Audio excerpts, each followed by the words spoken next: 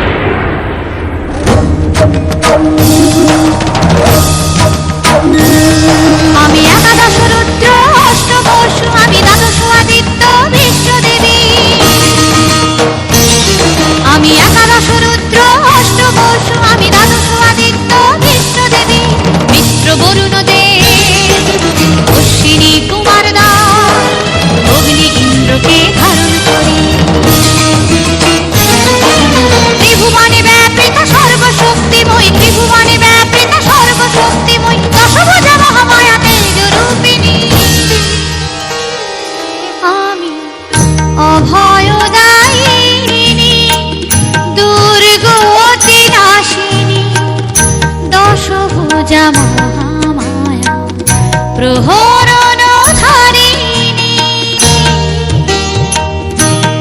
আমি অভয়দায়িনী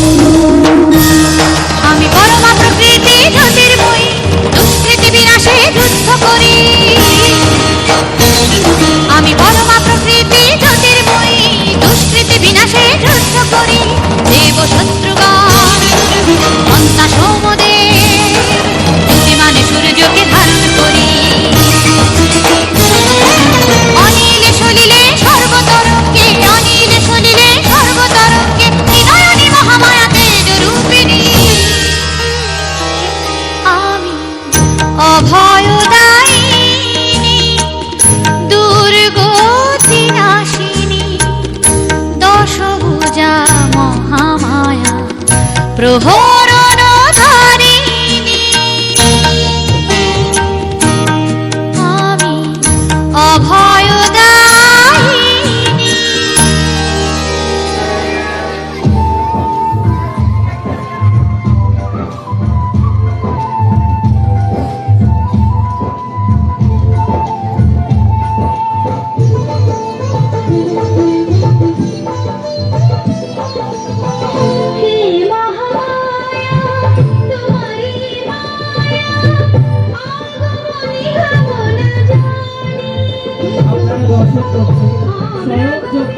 জয়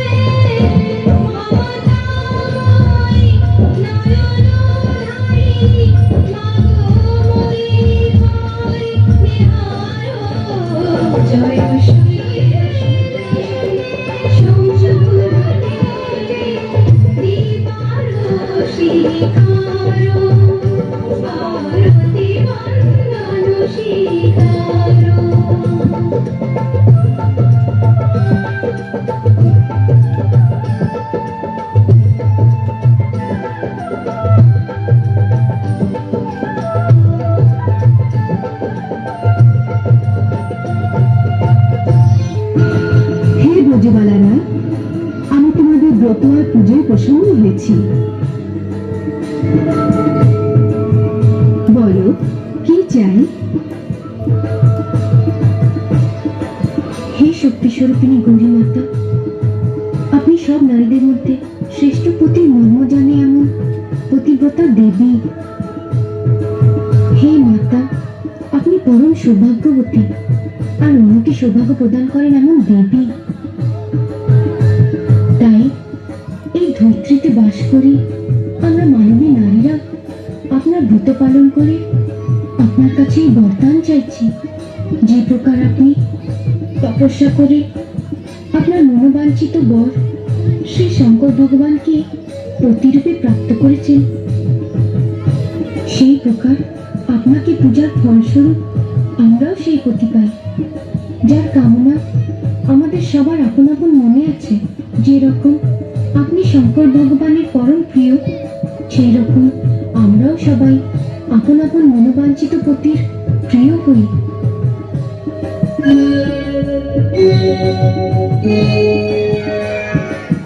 হে মাতা, আমাদের আশীর্বাদ করুন যে আমাদের সবার কামনা অনুসারে সকলের আপন আপন শ্রেষ্ঠপতি প্রাপ্ত হয়।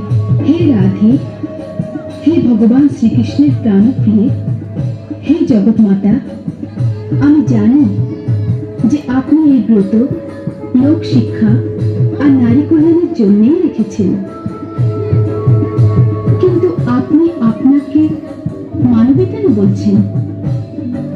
হে মাতা, আপনি শ্রীকৃষ্ণের অর্ধাঙ্গ থেকে প্রকট হয়েছেন, তাই উনি সমান তেজস্বী নন। সেই কারণে এইসব গোপীদের মধ্যে আমি আপনারই রূপ দেখতে পাই।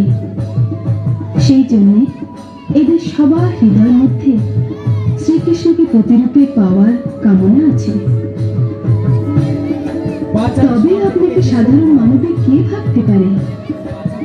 তবু আপনি যে আমার পূজা করে আমার মান বাড়িয়েছেন, সেই কারণে দেব মর্যাদা অনুসারে আমি এই বরদান দিলাম যে আপনার মনোবাঞ্ছিত বর সব জন্য প্রাপ্তি হবে। ওই চৈত্র মাসের শুক্লপক্ষে বৃন্দাবনের রাসমণ্ডলে এই সমস্ত গোপীদের সঙ্গে শ্রী হরির সাথে আপনার রাসক্রীড়া আনন্দে সম্পূর্ণ হবে। আমি তোমাদের সবার হৃদয় রহস্য জানি, কার হৃদয় মাঝে কোন পতির কামনা সে আমি স্পষ্ট দেখতে পাচ্ছি। আমার বরদান এই যে শীঘ্রই তোমাদের সবার মনোরথ সিদ্ধ হোক। আজ থেকে 3 মাস পূর্ণ হবার পর যখন মনোহর মধুমাসের শুক্লপক্ষ আসবে,